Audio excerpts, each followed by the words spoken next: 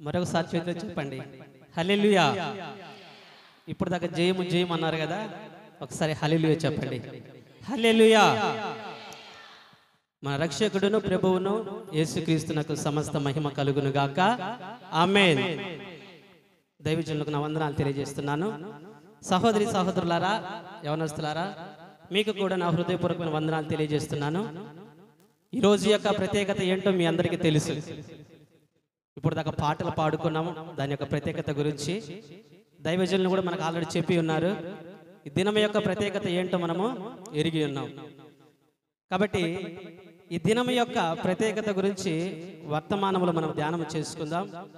ఈనాటి వర్తమానంలోకి వెళ్దాం. మనం మార్కు సువార్త 11వ అధ్యాయము 1 నుంచి 10 వచనాలు చదువుకుందాం. త్వరగా చదువుకుందాం. మార్కు సువార్త 11వ అధ్యాయం 1 నుంచి 10 వచనాలు చదువుకుందాం. వారు యెరూషలేమునకు సమీపించి ఒలీవ కొండ దగ్గరనున్న బెత్పగే బెతానియా అనే గ్రామములకు వచ్చినప్పుడు ఆయన తన శిష్యులలో ఇద్దరిని చూచి, మీ ఎదుటనున్న గ్రామమునకు వెళ్ళుడి, అందులో మీరు ప్రవేశించగానే కట్టబడి ఉన్న ఒక గాడిద పిల్ల కనబడును. దాని మీద ఏ మనుష్యుడును ఎప్పుడూనూ కూర్చుండలేదు. దానిని విప్పి తోలుకొని రండి. ఎవడైనను మీరెందుకు ఇలాగు చేయించున్నారని మిమ్మును అడిగిన ఎడల అది ప్రభువు నాకు కావలసినదని చెప్పుడి. తక్షణమే అతడు దానిని ఇక్కడికి తోలి పంపునని చెప్పి వారిని పంపెను. వారి వెళ్ళగా వీధిలో ఇంటి బయట తలవాకిట కట్టబడి ఉన్న గాడిద పిల్ల ఒకటి వారికి కనబడెను. దానిని విప్పుచుండగా అక్కడ నిలిచి ఉన్న వారిలో కొందరు, మీరేమి చేయుచున్నారు? గాడిద పిల్లని ఎందుకు విప్పుచున్నారని వారిని అడిగిరి. అందుకు శిష్యులు యేసు ఆజ్ఞాపించినట్లు వారితో చెప్పగా వారి పోనుచిరి. వారు ఆ గాడిద పిల్లను యేసు నొద్దకు తోలుకొని వచ్చి తమ బట్టలు దానిపైన వేయగా ఆయన దాని మీద కూర్చుండెను. అనేకులు తమ బట్టలు దారి పొడుగులను పరిచిరి. కొందరు తాము పొలములలో నరికిన కొమ్మలను పరిచిరి. మరియు ముందు వెన్నుచుండి వారును వెనుక వచ్చుచుండిన వారును, జయము ప్రభువు పేరిట వచ్చువాడు స్తుతించబడును గాక, వచ్చుచున్న మన తండ్రి అయిన దావీదు రాజ్యము స్తుతించబడును గాక, సర్వోన్నతమైన స్థలములలో జయము అని కేకలు వేయిచుండిరి. ఆమేన్. ఏమని కేకలు వేయిచున్నారండి? సర్వోన్నతమైన స్థలములలో దేవునికి మహిమని, జయమని కేకలు వేయిచున్నారు.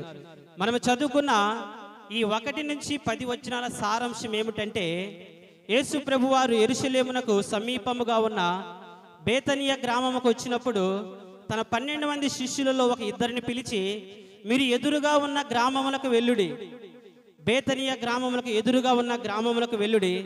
ఆ గ్రామములో మీరు ప్రవేశించగానే ఒక కట్టబడి ఉన్న గాడిద కనిపిస్తుంది మీకు. ఆ గాడిదను మీరు విప్పి తోలుకొని రండి. ఆ గాడిద ఏ స్థితిలో ఉందంట?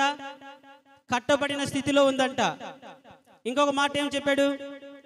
ఏ మనుషుడు ఎప్పుడు దాని మీద కూర్చుండలేదు, ఏ మనుషుడు ఇంతవరకు దాన్ని ఎక్కలేదంట. ఆ గాడిద కట్టబడిన స్థితిలో ఉంది. రెండవ మాట వచ్చేసి, ఏ మనుషుడు దాని మీద కూర్చోలేదంట. మీరెళ్ళి ఆ గాడిదను విప్పి తోలుకొని రండి. ఆ గాడిదను విప్పి తోలుకొని రండి. ఎవరైనాను మిమ్మల్ని ఆ గ్రామంలో మీరు ఎందుకు ఆ గాడిద పిల్లను విప్పుతున్నారని అడిగితే మీరేమి చెప్పాలి? అది ప్రభువు నాకు కావలసి ఉన్నదని చెప్పాలి. మీరు ప్రభువు నాకు కావాల్సిందని చెప్పండి, వారు మీతో పాటు ఆ గాడిద పిల్లను పంపిస్తారంట. ఇంకా ఏం చెప్పారంటే, అది ప్రభువు నాకు కావలసిన గాడిద పిల్ల, అది ప్రభువు నాకు కావలసిన గాడిద పిల్ల. ఆ ఇద్దరు శిష్యులు యేసు ప్రభు చెప్పిన ప్రకారము వారు బేతనీయ గ్రామములకు ఎదురుగా ఉన్న గ్రామములకు వెళ్ళి ఆ గ్రామంలో ప్రవేశించగానే ఆ గ్రామంలో వారికి ఒక గాడిద పిల్ల కనిపించింది. ఆ గాడిద పిల్లను విప్పి తోలుకొని వచ్చి యేసు ప్రభు దగ్గరికి తీసుకొని వచ్చారు. వారు తమ పైన ఉన్న బట్టలను పరిచి యేసు ప్రభుని ఆ గాడిద పిల్ల మీదకి ఎక్కించారు. ఈ 1 నుంచి 10 వచనాల్లో మనం 4 మాటలను జ్ఞాపకం చేసుకుందాం. 4 మాటలు మనము జ్ఞాపకం చేసుకుందాం. మొదటి మాట ఏంటంటే ఇది కట్టబడి ఉన్న గాడిద. ఏంటండి? కట్టబడి ఉన్న గాడిద. రెండవ మాట, ఏ మనుషుడు దాని మీద కూర్చొని ఉండలేదు. ఏ మనుషుడు దాని మీద కూర్చొని ఉండలేదు. మూడవ మాట ఏంటంటే అది ప్రభువు నాకు కావలసి ఉన్నది. ఆ గాడిదను ప్రభు కోరుకుంటున్నాడు. ఆ గాడిద నాకు కావాలని చెప్పేసి ప్రభువు కోరుకుంటున్నాడు. నాలుగవ మాట ఏంటంటే యేసు ప్రభు గాడిద మీద ఎక్కాడంట. అంటే దాని అర్థం యేసు ప్రభువును మోసిన గాడిద. ఈ 4 మాటలు మనము జ్ఞాపకం చేసుకుందాం. మొదటి మాట ఏంటి? కట్టబడి ఉన్న గాడిద. రెండవ మాట, ఏ మనుషుడు దాని మీద కూర్చుండలేదు. మూడవ మాట, అది ప్రభువు నాకు కావాల్సినది. నాలుగవ మాట, యేసును మోసిన గాడిద.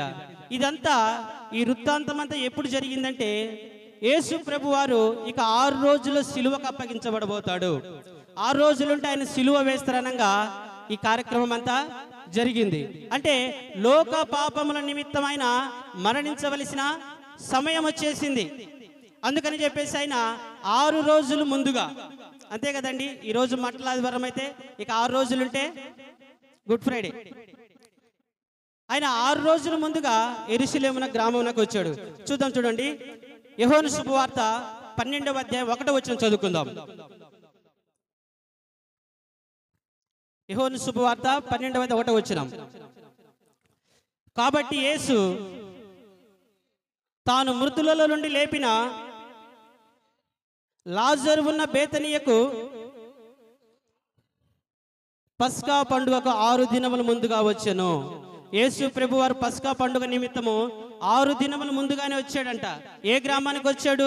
తాను మృతులలో నుండి లేపిన లాజరును లేపిన గ్రామంకి వచ్చాడు. లాజరు యొక్క గ్రామం ఏంటి? బేతనీయ గ్రామం. లాజరు ఉంటున్న గ్రామానికి పస్కా పండుగ కోసం యేసు ప్రభు 6 దినముల ముందుగానే వచ్చాడు. యేసు ప్రభు తన శిష్యులు తెచ్చిన గాడిదనికి యెరూషలేమునకు జయోత్సాహముతో వస్తున్నాడు. దాని మీద గుడ్డలు పరిచారు శిష్యులు. ఆ గాడిద పిల్లనికి యేసు ప్రభు యెరూషలేమునకు వస్తుంటే ఇప్పుడు మీరు చేశారు చూసారా సంతోష ధ్వనులు. ఆ విధంగా ధ్వనులు చేస్తున్నారంట. కొంతమంది అయితే తమ మీద ఉన్న వస్త్రములు, తమ దగ్గర ఉన్న వస్త్రములు దారి పొడుగున పరచి సంతోషిస్తున్నారంట, కేకలు వేస్తున్నారంట. కొంతమంది పొలములో నరికిన పచ్చని కొమ్మలు తీసుకొచ్చి దారి పొడుగున పరుస్తున్నారంట. పరుస్తూ కొంతమంది యేసు ప్రభుకు ముందుగా వెళుతూ, కొంతమంది యేసు ప్రభుకు వెనకగా వస్తూ కేకలు వేస్తున్నారంట.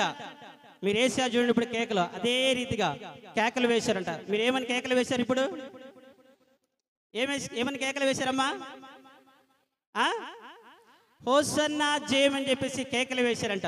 మీరు ఏ రీతిగా కేకలు వేశారో వారు కూడా హోసన్నా జయమే, హోసన్నా జయమే, ప్రభు పేరట వచ్చి వాడు స్తుతించబడును గాక, సర్వోన్నత స్థలములలో జయము అని చెప్పేసి యేసు ప్రభునకు ముందుగా వెనుకగా వస్తూ కేకలు వేస్తున్నారంట. ఇదంతా ఆ బెతేనియా గ్రామము నుంచి యెరూషలేము గ్రామంలోకి వచ్చినప్పుడు ఈ విధంగా యెరూషలేము కాపురస్తులందరూ దేవునికి ఘన స్వాగతం పలుకుతున్నారంట. తమ బట్టలు పరిచి ఘన స్వాగతం పలుకుతున్నారంట. వారు కొమ్మలు నరికి ఘన స్వాగతం పలుకుతున్నారంట. ఈ కొమ్మలు దేనికి సాదృశ్యంగా ఉన్నాయంటే వారి యొక్క నూతనమైన మనసుకు సాదృశ్యంగా ఉన్నాయి.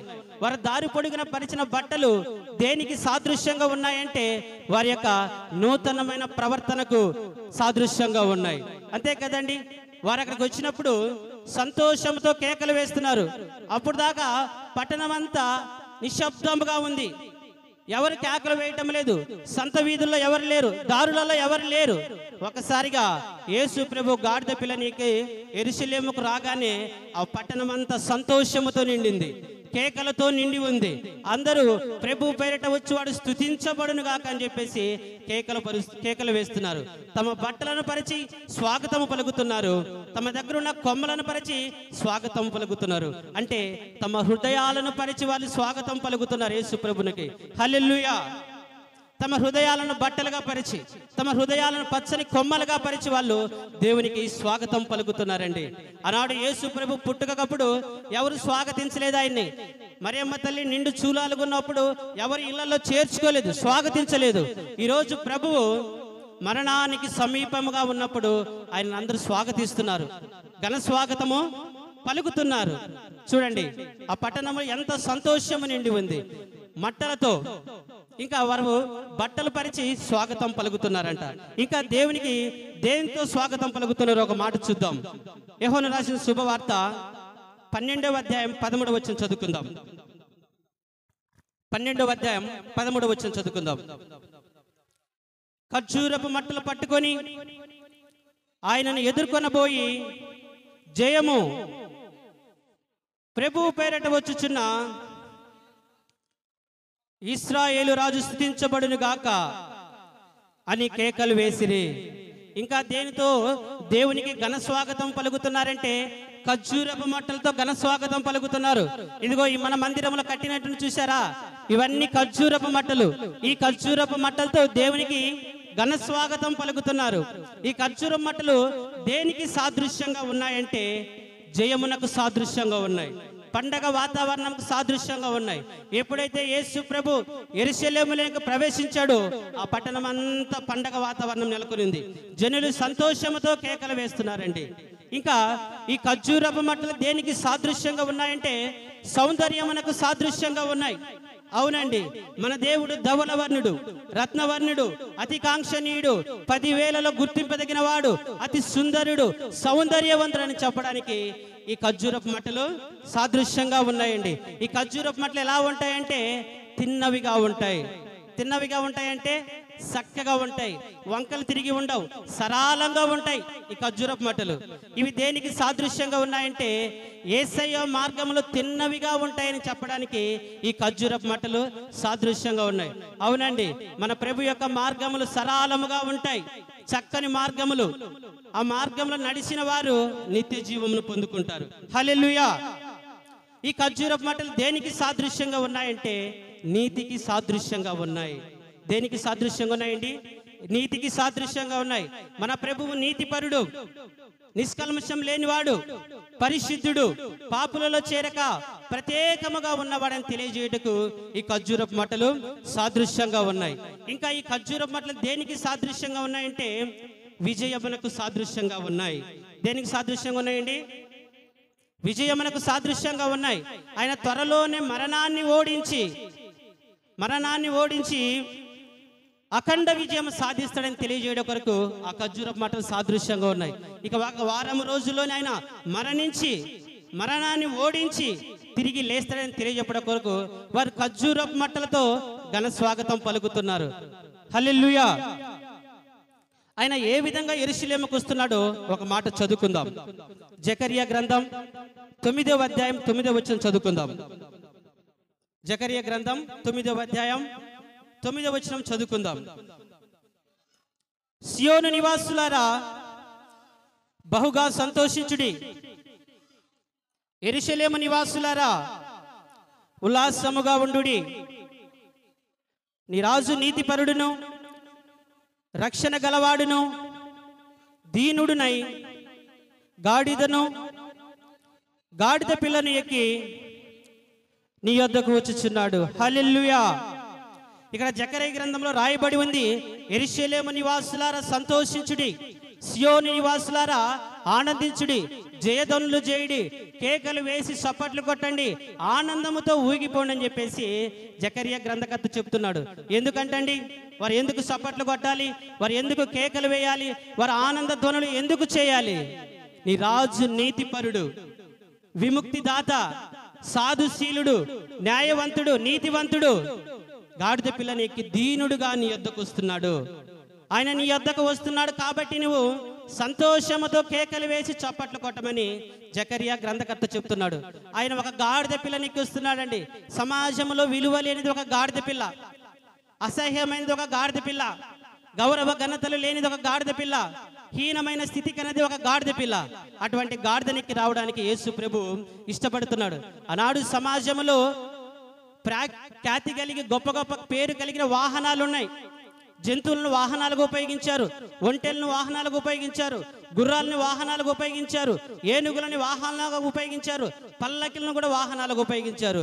అవి గొప్ప గొప్ప వారు తిరిగేవి. కానీ యేసు ప్రభు వాటన్నిటిని ఎక్కడానికి ఇష్టపడలేదు. ఆయన ఒక గౌరవము లేని, ఒక హీన స్థితి అయినా అందరూ అసహించుకొని ఒక గాడిద పిల్లని ఎక్కి రావడానికి ఆయన ఇష్టపడుతున్నాడు.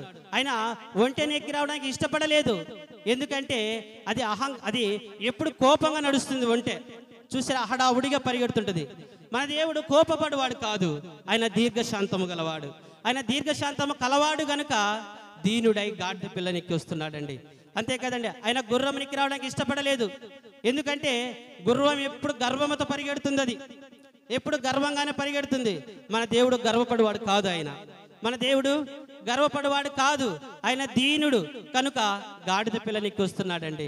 అలాగే అదే విధంగా మీరు ఎప్పుడైనా ఏనుగు నడవడం గమనించారా?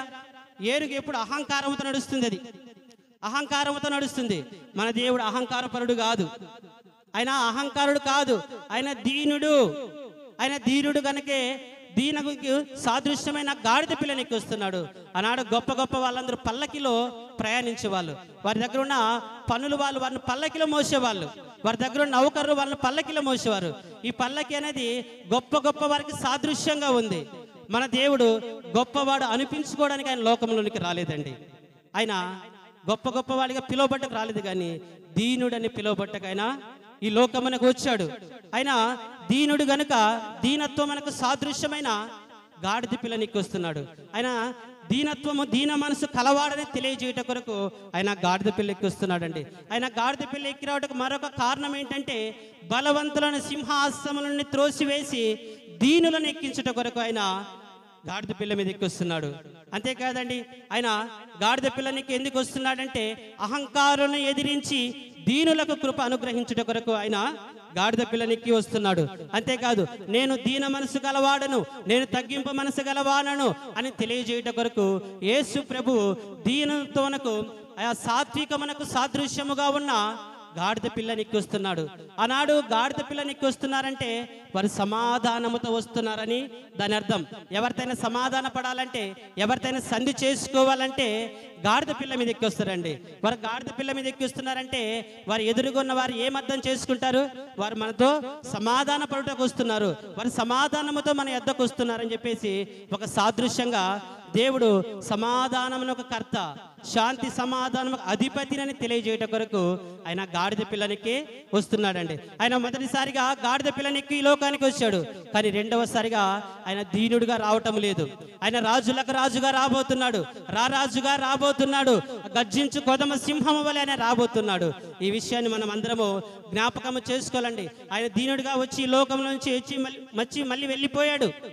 ఈసారి గుర్రం మీద గర్జించు సింహం వల్లే రారాజుగా రాబోతున్నాడని చెప్పేసి మీరు జ్ఞాపకం చేసుకోవాలండి. ఇంకొక విషయాన్ని మనం గమనించుకోవాలి. చదవబడిన 1 నుంచి 10 వచనాలు చెప్పాలి కదా. కట్టబడి ఉన్న గాడిద, ఏ మనుషుడు ఎక్కనటువంటి గాడిద? ప్రభువునకు కావలసిన గాడిద, ప్రభువును మోసిన గాడిద. ఈ గాడిద మనిషికి అనేక విధాలుగా సాదృశ్యంగా ఉందండి. సాతాను బంధకాలతో కట్టబడి ఉన్న మనుషులకు సాదృశ్యంగా ఉంది.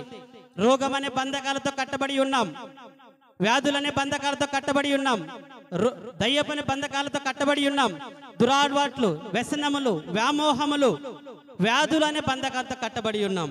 ఇవన్నీ గాడిదకు సాదృశ్యంగా ఉన్నాయి. గాడిద కట్టబడి ఉందా లేదా? కట్టబడి ఉంది.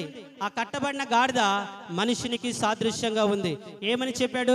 మీరు ఆ గ్రామంలో ప్రవేశించగానే కట్టబడి ఉన్న ఒక గాడిద ఉంది. ఆ గాడిదని విప్పి తోలుకొని రండి. ఈరోజు దేవుడు మన ఈ సాతాను యొక్క బంధకాల నుంచి విడిపించడానికి ఇష్టపడుతున్నాడండి. మన రోగం అనే కట్ట నుంచి విడిపించడానికి ఇష్టపడుతున్నాడు. మన వ్యసనం అనే కట్ట నుంచి విడిపించడానికి ఇష్టపడుతున్నాడండి. ఈ గాడిద అంట 2 దారులు కలిసే చోట కట్టబడిందంట. ఎక్కడ కట్టబడింది? 2 దారులు కలిసే చోట కట్టబడి ఉంది. అంటే ఇది 2 మార్గాల్లో ప్రయాణిస్తుంటది. ఇది ద్విమనస్సు కలిగినది. అంటే మనుషులు కూడా 2 విధాలుగా ప్రయాణిస్తుంటారు. ఇట భక్తి చేస్తుంటారు, విగ్రహారాధన చేస్తుంటారు, ప్రార్థన చేస్తారు, టీవీ సీరియల్ చూస్తారు.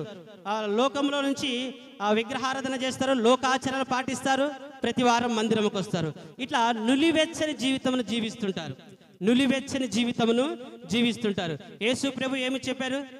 నువ్వు చల్లగానైనా ఉండు, వెచ్చగానైనా ఉండు, నులివెచ్చని స్థితిలో ఉండొద్దని చెప్తున్నాడు. 2 పడవల మీద ప్రయాణిస్తున్నావేమో ప్రమాదంలో పడిపోతావు. నువ్వు 2 పడవల మీద కాళ్ళు పెట్టి ప్రయాణిస్తే ఏదో ఒక రోజున నువ్వు కింద పడి సముద్రంలో మునిగిపోయే ప్రమాదం ఉంది. చేస్తే నువ్వు భక్తి అయినా చేయి, లేకపోతే లోకంలోనే కలిసిపో. భక్తి లోకము 2 చేయొద్దు. ఒకానొక దినాన నువ్వు మీదకి ఉగ్రత రాబోతుందని చెప్పేసి దేవుడు హెచ్చరిస్తున్నాడండి. ఏ విధంగా దేవుడు అది నాకు కావలసినది అని చెప్పుడి మనల్ని దేవుడు కోరుకుంటున్నాడండి. మన కట్టను విప్పడానికి దేవుడు కోరుకుంటున్నాడు, మనల్ని ఇష్టపడుతున్నాడు. బంధకములనే కట్ట నుంచి విప్పడానికి ఇష్టపడుతున్నాడు. రోగం అనే కట్టను విప్పడానికి దేవుడు మనల్ని ఇష్టపడుతున్నాడు.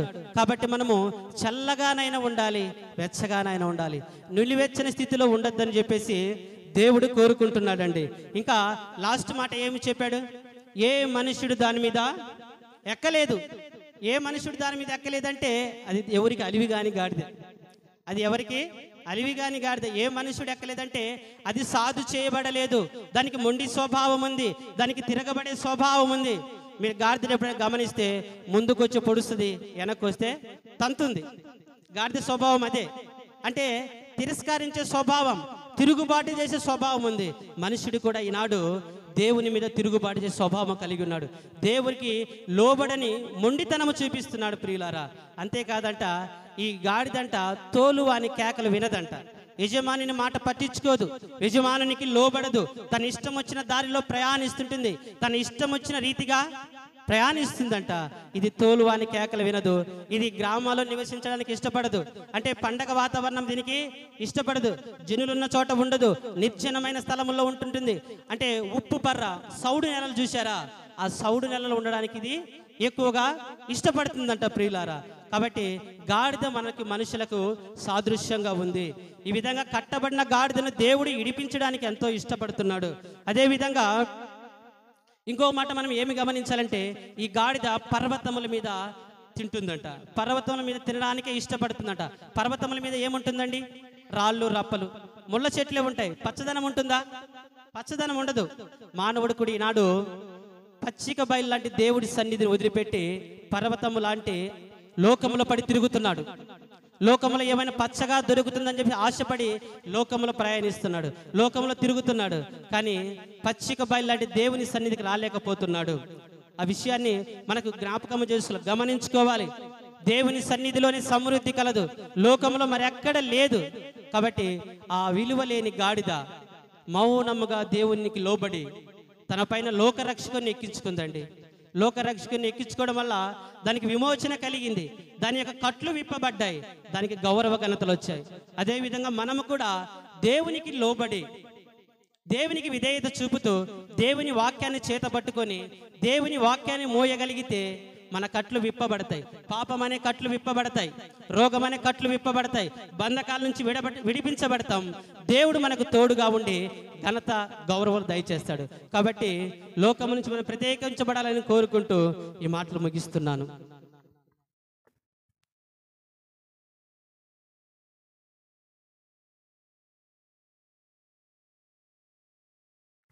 Praise the Lord. దేవునికి స్తోత్రం. మంచిది.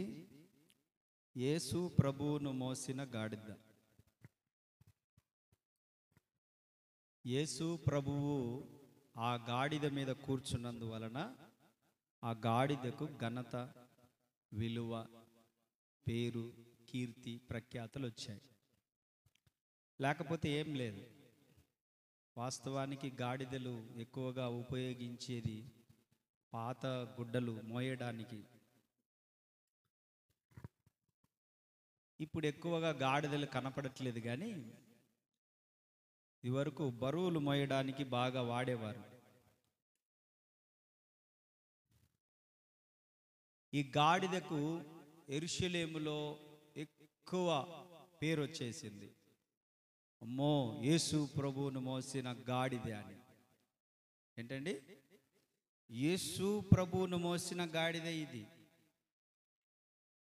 ఇది వరకులాగా గాడిద మీద దెబ్బ పడట్లేదు. ఇక అంతకుముందు ఎవరైనా పని చేయకపోతే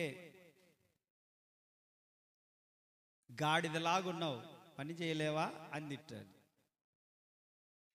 అంతకుముందు ఏదైనా చిన్న తప్పు చేస్తే గాడిదని ఎత్తి దిగావు, ఎట్లా చేశావు అని గాడిదతో పోల్చి తిట్టేవారు కూడా యేసు ప్రభువును మోసిన తర్వాత ఆ గాడిదను బట్టి ఇక గాడిదతో పోల్చకుండా ఆ గాడిదకు కూడా ఘనతనిచ్చారు.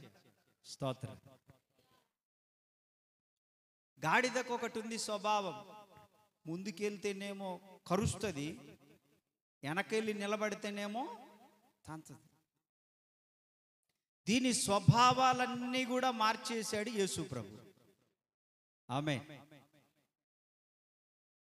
ఇది వరకు తిట్టినోళ్ళు ఇప్పుడు దాన్ని తిట్టడం లేదు. ఇది వరకు దాన్ని అసహ్యించుకున్న వాళ్ళు, తృణీకరించిన వాళ్ళు, విసర్జించిన వాళ్ళు, మొఖాన్నే మాట్లాడిన వారు ఇప్పుడు దాన్ని ఏమనట్లేదు. కారణం, దాని మీద ఎవరున్నారు? యేసు ప్రభు ఉన్నంత వరకు దాని విలువ మారిపోయింది. ఇప్పుడు మనందరం కూడా ఏంటండి, మనందరం కూడా యేసు ప్రభువును మోసే గాడిదల్లాగా మారిపోదుముగాక. ఇప్పుడు మీ భుజాలపైన యేసు ప్రభు ఉండాలి. చాలా మంది భుజాలపైన యేసు ప్రభు ఉన్నారు కాబట్టి, ఆయన ఉన్నాడు కాబట్టి ఇది వరకు ఉన్నటువంటి జీవితం ఇప్పుడు లేదు. ఇప్పుడు పరిశుద్ధమైన జీవితం, ప్రార్థనా జీవితం, మోకాళ్ళ అనుభవం, భక్తి, నీతి, న్యాయము, పరిశుద్ధత, ప్రవర్తనలో మార్పు, నవీన స్వభావం, నూతన జీవితం ఇప్పుడుంది. అంతకుముందు యేసు ప్రభువును మోయనప్పుడు మన జీవితం కూడా చీకటే, మన జీవితం కూడా పాపమే, మనల్ని కూడా అసహ్యించుకున్నారు, మనము కూడా అందరితో సమానంగానే బ్రతికాం. కానీ ఇప్పుడు లోకంలో ఉన్నవారి కంటే క్రీస్తులో ఉన్న వారిని గనులుగా ఎంచబడతా ఉన్నాం మనం. కారణం, మన భుజాలపైన ఎవరున్నారు? ఎవరిని మోస్తున్నావు ఈరోజు నువ్వు అనే దాన్ని బట్టే నీకు కీర్తి, ఘనత, మంచి పేరు, సాక్ష్యం అనేది సంపాదించుకుంటావు. నువ్వు ఎవరిని మోస్తున్నావు ఈరోజు? నువ్వు మోసే వ్యక్తి ఎలాంటి వాడు? ఎవరిని భుజాలపైకి ఎక్కించుకున్నావు అనే దాన్ని బట్టే ఘనత. ఒకవేళ ఆయనను దించేసి, వినండి వినండి, ఆయనను దించేసి నీకు నువ్వుగా బ్రతకాలనుకుంటే, మనకు మనంగా బ్రతకాలనుకుంటే ఆ విలువ, ఆ ఘనత, ఆ సాక్ష్యము ఉండదిక, అయిపోయా. యేసు ప్రభువును మోసినప్పుడు ఆ గాడిద ముందు వెళ్తా ఉంటే యేసు ప్రభువును మోసుకుంటూ ఆ యెరూషలేములో ఉన్న వాళ్ళు ఉన్నారే, యెరూషలేములో ఉన్న వాళ్ళు ఉన్నారే, వాళ్ళందరట ఇలాంటి మట్టలు తీసుకొని వచ్చి ముందు పరచి, వాళ్ళ దగ్గర ఉన్నటువంటి బట్టలు తీసుకొని వచ్చి ముందు రోడ్డంబట్టి పరిచి, యూదుల రాజా నీకు శుభం అని చెప్పి, ప్రభు పేరట వచ్చువాడు స్తుతింపబడును గాక, హోసన్నా జయమే అంటూ దేవుణ్ణి గణపరుస్తూ ఉంటే, ఈ గాడిద నేల మీద నడిచే గాడిద, బురదలో నడిచే గాడిద, పాత బట్టలు, మురికి బట్టలు మోసుకొని వెళ్ళే గాడిద, గాడిద అని అప్పుడప్పుడు ప్రజలనే తిట్టించుకునే పరిస్థితి ఉన్నటువంటి ఆ గాడిదకు ఇప్పుడు యేసు ప్రభు తన పైన ఉన్నాడు కాబట్టి బట్టలు పరిచారు, యేసు ప్రభు తన పైన ఉన్నాడు కాబట్టి మట్టలు పరిచారు, యేసు ప్రభు తన పైన ఉన్నాడు కాబట్టి అటు ఇటు జనాలు వచ్చి చప్పట్లు కొట్టారు, యేసు ప్రభు తన పైన ఉన్నాడు కాబట్టి జయము జయమని యేసు ప్రభువుతో పాటు కూడా గాడిదకు పేరు వచ్చేసింది. ప్రైజ్ అల్లాహ్, హల్లెలూయా. అంతే. పాత జీవితానికి కొత్త జీవితానికి తేడా చెప్తానండి. ఆ సందర్భం అయిపోయింది. ఆ గాడిద మీద నుంచి ప్రభు దిగేశాడు. ఎవరి బట్టలాలు తీసేసుకున్నారు, ఎవరి మట్టలాలు పట్టుకున్నారు, వెళ్ళిపోయారు. ఈ గాడిద ఇంటికి వెళ్ళిపోయింది. ఇంటికి వెళ్ళిపోయి చెప్తుంది, కో యెరూషలేము దగ్గరికి వెళ్తే అస్సలు నాకు బట్టలు పరిచారే, నాకు మట్టలు కూడా పరిచారే, అస్సలు నన్ను అసలు ఏమని పొగిడారు అనుకుంటున్నావు?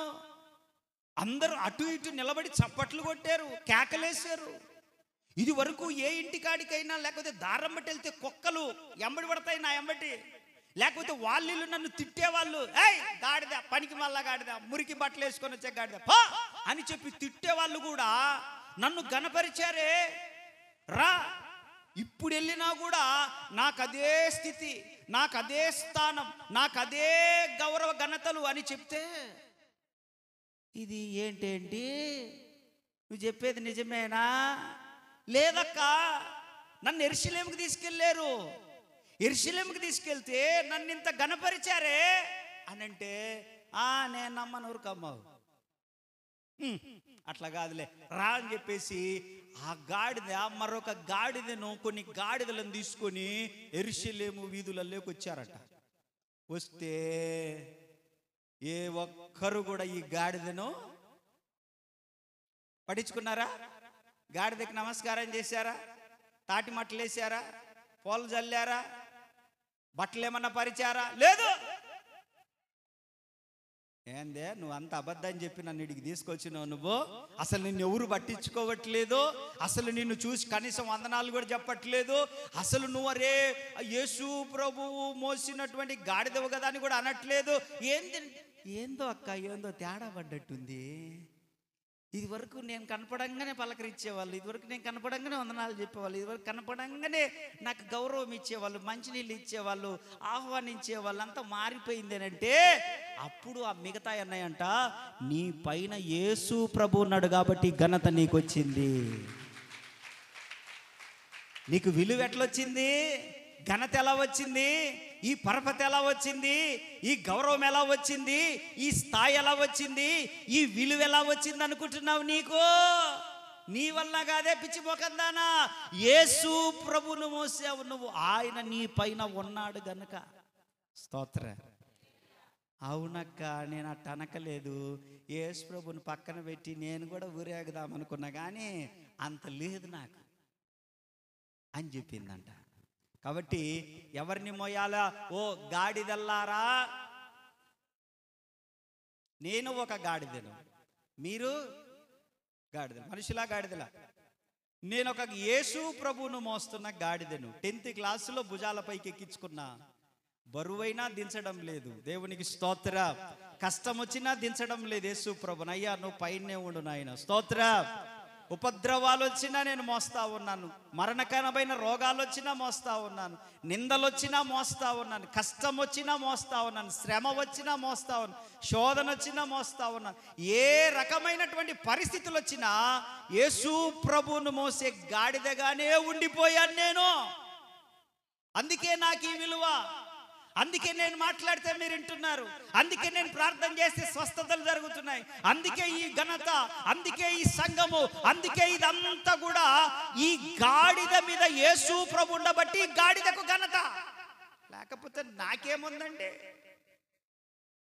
దేవునికి స్తోత్ర. హల్లెలూయా, హల్లెలూయా. ఎప్పుడైతే యేసు ప్రభు ఈ గాడిద పిల్ల మీద ఎక్కాడో పాత జీవితం అంతా వెళ్ళిపోయింది, పాత బ్రతుకంతా వెళ్ళిపోయింది, పాత అన్ని స్వభావాలు వెళ్ళిపోయాయి, పాత ప్రవర్తన అంతా వెళ్ళిపోయింది. అలాగే ఇక్కడ ఉన్నటువంటి మనందరి మీద నేను అనుకుంటున్నాను, మనందరి మీద యేసు ప్రభు ఎక్కాడు గనకనే మీరు ఇక్కడ దాకా రాగలిగారు. మీరు హల్లెలూయా. లేకపోతే ఈరోజు ఆదివారం కాబట్టి కొన్ని గాడిదలు సినిమాలలో ఉంటాయి, సినిమాలకు పోయింటాయి కొన్ని గాడిదలు. స్తోత్ర. కొన్ని గాడిదలు ఇంట్లోనే ఉండి సినిమాలు చూస్తూ ఉంటాయి. స్తోత్ర. కొన్ని గాడిదలు తాగి రాజేజ, కొన్ని గాడిదలు వీధులలో తిరుగుతూ ఉంటాయి, కొన్ని గాడిదలు ప్రయాణాలలో ఉంటాయి, కొన్ని గాడిదలు రకరకాలైనటువంటి కంపు ప్రదేశాలలో ఉంటాయి. కానీ ఈ గాడిదల మీద యేసు ప్రభు ఎక్కాడు కాబట్టి గాడిదలు ఆయన సన్నిధిలో, ఘనమైనటువంటి ఆయన సన్నిధిలో ఉన్నాయి. దేవునికి స్తోత్రం. నువ్వు ఆయనను మోసే గాడిదగా ఉంటావా, మురికి గుడ్డలు మోసే గాడిదగా ఉంటావా? చెప్పండి. ఆయనను మోసే గాడిదగా ఉండాలంటే నీవు పాపక్షమాపణ పొందాలి, మారు మనసు పొందాలి. నీ హృదయంలో గూడు కట్టుకొని పోయినటువంటి ఆ పాపమంతా నువ్వు విడిచిపెట్టాలి. నీ పాత రోత జీవితాన్ని విడిచిపెట్టి నీవు ఆ బాప్తిస్మము తీసుకోగలిగితే అప్పుడు యేసు ప్రభు నీ భుజాలపైకి ఎక్కేస్తాడు ఆయన. ఆమేన్. అప్పటిదాకా నీ పక్కన ఉంటాడు కానీ నీ లోపలికి మాత్రం రాడు. స్తోత్రం చెప్పరే. హల్లెలూయా, హల్లెలూయా. కొన్ని చెప్పుడు మాటలినే గాడిదలు ఉంటాయి. ఏ గాడిదలు? చెప్పుడు మాటలినే. ఈ ఒక్క మాట చెప్పి నేను ముగిస్తాను. ఇప్పుడు మనందరం ఏ గాడిదల్లాగా ఉండాలని చెప్పాను ముసలన్నా? యేసును మోసే గాడిదలు. స్తోత్రం చెప్పండి. కొన్ని గాడిదలు ఉన్నాయి, అవి చెప్పట్లే. అవి ఇంకా మురికి గుడ్డలు మాత్రనట్టున్నాయి. చెప్పండి చెప్పండి. ఇప్పుడు నిద్రపోయే గాడిదలు చెప్పండి. హల్లెలూయా. అది కొన్ని నిద్రపోయే గాడిదలు ఉన్నాయి. చెప్పండి చెప్పండి. ఆకలి అయ్యే గాడిదలు. హల్లెలూయా. అది ఆకలి అయ్యే గాడిదలు ఉన్నాయి. దేవునికి స్తోత్రం. ఒక యజమానునికి ఒక గాడిద ఉందంట. ఒక గాడిద. ముగిస్తాను, 5 నిమిషాలలో ముగిస్తాను. ఒక యజమానుడికి ఒక గాడిద ఉంది. ఆయన వ్యాపారం చేసుకుంటా ఉన్నాడు, ఉప్పు బస్తాల వ్యాపారం. పల్లెటూరు నుంచి పట్టణానికి వెళ్ళి ఉప్పు అమ్ముకుంటూ సాయంత్రానికి ఇంటికి వస్తాడు. ఆ గాడిదకు ఒక రేకుల షెడ్ వేసాడు. అమ్మో, ఈ గాడిద లేకపోతే నా వ్యాపారం దెబ్బతింటది, దీనికి సెక్యూరిటీ ఇవ్వాలి అని చెప్పి ఒక మంచి రేకుల షెడ్ వేసి దానికి కావలసిన మేత పెడుతూ, దాన్ని అనారోగ్యం వచ్చినప్పుడు పశువుల డాక్టర్ దగ్గరికి వెళ్ళి, వెటర్నరీ డాక్టర్ దగ్గరికి వెళ్ళి ఇంజెక్షన్స్ వేసి మెడిసిన్ ఇస్తూ దాన్ని చాలా జాగ్రత్తగా ఆ గాడిద పిల్లని చూసుకుంటున్నాడట. ఈయన చేసే వ్యాపారం ఏంటంటే ఉప్పు బస్తా. ఈ గాడిద మోయగలిగినంత ఉప్పు బస్తా మాత్రమే దాని నడుముల పైన పెట్టి ఈ గ్రామం నుంచి అదుగో ఈ ఊరు నాగులారం కదా, ఈ ఊరు మార్కాపురం, మధ్యలో గుండ్లకమ్మ ఉంది, అంతే. ఇంకా సేమ్. ఒక కాలువ దాటి వెళ్ళాలా పట్టణానికి వెళ్ళాలంటే. రోజు వెళ్తారు, సాయంత్రానికి వస్తారు, రోజు వెళ్తారు, సాయంత్రానికి వస్తారు. బాగా గాడిదను చూసుకుంటున్నాడు యజమానుడు. ఈ గాడిద కూడా నమ్మకంగా పనిచేస్తుంది, యజమానుడికి మంచి ఆదాయం తెస్తుంది. ఒక రోజు ఒక గాడిద వచ్చిందంట, ఇంటి దగ్గరికి ఒక గాడిద వచ్చిందంట. వచ్చి, ఏమే ఎలా ఉన్నావంటే, నాకేం బ్రహ్మాండంగా ఉన్నాను, మా యజమానుడు నాకు మంచి మేత పెడుతున్నాడు, నాకు ఎప్పుడన్నా జ్వరం వస్తే హాస్పిటల్కి తీసుకెళ్ళి చూయిస్తా ఉన్నాడు, నన్ను అంతా బ్రహ్మాండంగా చూసుకుంటారు, యజమానుడి యొక్క భార్య, యజమానుని యొక్క పిల్లలు కూడా నన్ను బాగా ప్రేమిస్తారు, అంత బాగానే ఉంది. నేను ఉదయం వెళ్తాను, సాయంత్రానికి మళ్ళీ ఇంటికి వస్తాను, రాత్రులలో కూడా లేచి నన్ను గమనించుకుంటా ఉంటుంటాడు, నాకేం ఇబ్బంది లేదనంటే, ఓ పిచ్చిదానా, ఆయన నీకెందుకు అట్లా చూసుకుంటాడు అనుకుంటున్నావు? నువ్వు ఆయనకు పని చేస్తున్నావు కాబట్టి నిన్ను ఆయన అట్లా చూసుకుంటుంటు. ఏంది? నువ్వు ఆయనకు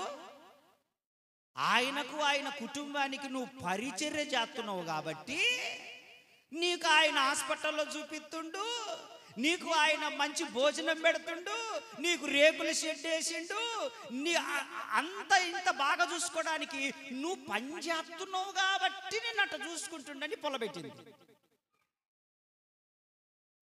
ఏంటి ఏం పెట్టింది? ఇది ఉండి అట్టోడు కాదు మా యజమాని అని చెప్పేసి, ఇదేమో లేదు మా యజమానుడు అట్టోడు కాదు, ఆయన నేను తెచ్చిన మొదటి రోజు నుంచి, నేను వచ్చిన మొదటి రోజు నుంచి నన్ను బాగానే చూసుకుంటాడు. నేను పనికి వెళ్ళినా వెళ్ళకపోయినా, పని చేసినా చెయ్యకపోయినా, ఆయనకు పని చేసి పెట్టినా చేయకపోయినా నన్ను బాగానే ప్రేమిస్తాడు, నాకు బాగానే చూసుకుంటాడు, అన్ని నాకు సమృద్ధిగానే చేస్తాడనంటే ఒప్పుకోలేదు. ఒకసారి చూడు అని దానికి ఒక ఆలోచన చెవిలో గుస ఒక ఆలోచన చెప్పిపోయింది. ఏం చేసింది? చెవిలో ఒక ఆలోచన చెప్పింది. సరే మా యజమానుని పరీక్షిస్తాను. ఇప్పుడు సీన్ రివర్స్ అయింది. ఎవరిని పరీక్షిస్తుంది? ఎవరు పరీక్షిస్తున్నారు? గాడిద. వినండి. మురికి గుడ్డలు మోసుకుండే గాడిదను కొనుక్కొని ఒక మంచి స్థాయి ఇవ్వాలని చెప్పి ఆయన ఇంటికి తీసుకొచ్చి రేకుల షెడ్ వేసి, ఆరోగ్యం బాగా లేకపోతే ఆరోగ్యాన్ని బాగా చేపిస్తూ, పిల్లలు కానీ భార్య కానీ మంచి భోజనం పెడుతూ, దానికి అన్ని సదుపాయాలు చేస్తుంటే ఈ గాడిద వేరే గాడిద, అడ్డగాడిద మాట విన్నది. ఎవరి మాట? కంచరగాడిద మాట విన్నది. ఇది ఎవరి మాట? ఇది మంచి గాడిదే. సరే ఇది విన్నది, చెవులో ఏందో గుస చెప్పింది. ఉదయాన్నే వచ్చాడు, మా ఆరోగ్యం బాగుందా నీకు? రేయ్ బాగున్నా. ఊపాడు, తల ఊపాడు, గాడిద ఊపాడు తల. సరే మరి వెళ్దామా, మనము వ్యాపారానికి వెళ్దామా అంటే ఇష్టం ఉండి లేనట్టుగా చెవులు ఇట్టి. యజమానుడు, ఏందబ్బా ఇదేంది, ఆరోగ్యం ఏమన్నా బాగలేదు? ఆరోగ్యం ఏమన్నా బాగలేదా? డాక్టర్ దగ్గరికి వెళ్దామా, ఈరోజు వ్యాపారం ఆపుకుందామా అంటే వద్దులే పాదం పా అన్నది. సరే అని చెప్పేసి అది మోయగలిగినంత మూట. ఏం మూట అది? ఇసుకరా ఉప్పు బస్తా పెట్టి వెళ్తా ఉన్నాడు. వెళ్తా ఉంటే చెప్పాను, ఏమొస్తుందని చెప్పాను, మధ్యలో కాలువ వస్తుంది, రోడ్డు కాదు కాలువ వస్తుంది. ఆ కాలువ వచ్చినప్పుడు అది కాలువ మధ్యలోనికి వెళ్ళి దాటాల. కాలువ మధ్యలోనికి వెళ్ళి దాటే క్రమంలో కాలువలోనే ఆగిపోయింది అది.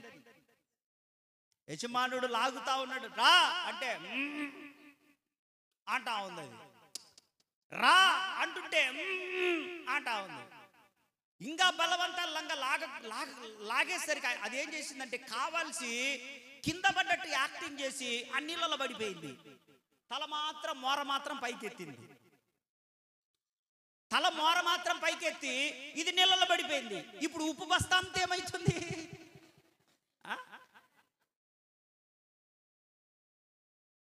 ఒక అరగంట సేపు ప్రయత్నం చేశాడు, ఉప్పు బస్తా అంతా కూడా కరిగిపోయింది.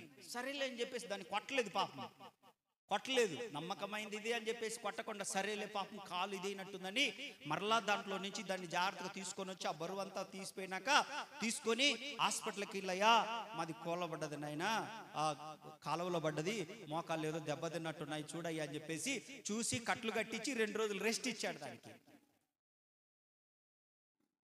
మరలా వేరే ఒక మొన్న చెప్పింది అడ్డగాడిద, కంచెరగాడిద వచ్చిపోయిందని చెప్పిల్లా, ఆ కంచెరగాడిద మళ్ళా వచ్చింది. దీన్ని ఏందో ఆప్యాయంగా, ఏంది నీకేందో దెబ్బలు తగిలిందంటనే, నీకేందో బాగలేదని తెలిసింది నాకు, ఎట్ట అయింది అది, నేను చెప్పినట్టు చేసినవా, ఏమన్నాడు అని చెప్పేసి ఇది మళ్ళా ఏం పెట్టడానికి వచ్చింది, మళ్ళా పుల్ల పెట్టింది, కట్టె పెట్టింది. సరే మళ్ళా రెండోసారి 2 రోజులు ఆగిన తర్వాత మళ్ళా యజమానుడు అన్నాడు, మా మరలా కొంచెం ఉప్పు బస్తా తీసుకొని పోదామా అంటే పోదాం అన్న. సరే అని చెప్పేసి మళ్ళా పోతూ, మళ్ళా అక్కడికి వెళ్ళిన తర్వాత, ఎక్కడికి, కాలువ దగ్గరికి వెళ్ళినాక మళ్ళా కింద పడినట్టు యాక్టింగ్ చేసి, కాలు బెనికినట్టు యాక్టింగ్ చేసి మరలా బోర్లా పడి తల మాత్రం పైకి పెడుతుంది. నీళ్లు పోతే చచ్చిపోతుంది. అది ఇది మామూలు తెలివి కల్లది కాదు. మరలా పడిపోయింది. ఇప్పుడు మరలా ఒక 20 నిమిషాల్లో ఉప్పు బస్తా ఏమైపోయింది, ఏంద్రే ఇది అని యజమానుడికి ఆలోచించాలా. ఇది ఈడికే వచ్చి ఎందుకు పడుతుంది, అసలు ఏం జరుగుతుంది అని చెప్పి మరలా దానికి 2 రోజులు రెస్ట్ ఇస్తే మళ్ళా కంజరగాడిది వచ్చింది చూసిపోవడానికి. అడ్డగాడిద మళ్ళీ వచ్చింది. దీని పని ఎప్పుడు పొలాలు పెట్టడమే. ఎవరు బాగుంటే ఆడ ఒక నిప్పేసి రావాలి, ఎవరు బాగుంటే దీని పని ఏంది. సరే అని చెప్పేసి యజమానుడికి స్ట్రైక్ అయింది. అసలు ఈ గాడిద వచ్చినప్పుడు ఈ గాడిద పని చేయట్లే. అంతకుముందు ఈ గాడిద మంచిది, పరిచర్యలో నమ్మకమైంది. ఈ గాడిద ఎప్పుడైతే ఎంటర్ అయిందో, ఎంటర్ ది డ్రాగన్ అంటుంటే ఇప్పుడు ఎంటర్ ది డాంకీ అన్నమాట. ఈ గాడిద వచ్చినాక మా గాడిద పని చేయట్లేదని చెప్పేసి ఆలోచన చేశాడు. లాభం లేదని చెప్పేసి ఎంత చెప్పినా ఇది వినట్లే. ఇప్పటికి 3-4 సార్లు ఆయన వ్యాపారాన్ని దెబ్బతీసింది. ఆయన బాగా మనసులో పెట్టుకున్నాడు, ఇట్ట లాభం లేదని చెప్పేసి ఆయన కోపం వచ్చింది. ఇంట్లో మాట్లాడాడు, భార్యతోటి పిల్లలతోటి మాట్లాడాడు, డాక్టర్కి చెప్పాడు. డాక్టర్ అన్నాడు, నిజంగా దానికి దెబ్బ తగలేదు, అది యాక్టింగ్ చేస్తుందని చెప్పి. ఎవరు చెప్పింది?